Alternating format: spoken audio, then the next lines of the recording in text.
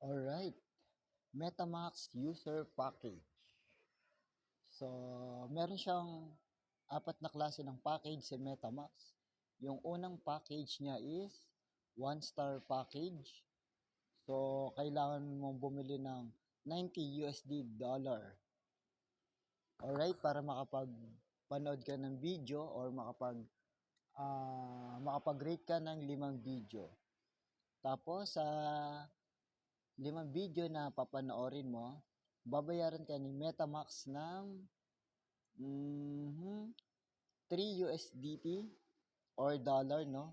So, pagka tinimes mo yan sa 56 pesos, so kikita ka dyan araw-araw ng 168 pesos. So, ang puhunan dyan sa one-star package na yan is 5,050, pero meron silang tinatawag na gas fee. So, kailangan mong dagdagan yan or kailangan mong taasan yan ng mga 5,300. Ayan, yung 5,300 na yon, sobra na yon.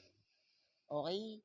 Yung ROI nito, once na tinapos mo yung contract nito, kasi naka-contract to in 90 days, so yung 5,050 na inilabas mo, yung return of investment mo nito sa loob ng 90 days is 15,100. So, panalo ka na dyan. Okay? And then, ito yung mga iba pang package, yung 2-star package. Ayan, makakapanood ka dyan ng 10 video. And then, ang puhunan naman dyan ay 16,800. Ang return of investment mo naman is 50,170 in 90 days.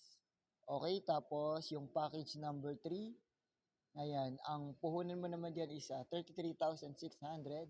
Yung return of investment mo naman dyan after 90 days is 100,350. So, to learn more, pwede mong i-check kay YouTube kung ano ba yung ino-offer ni MetaMask.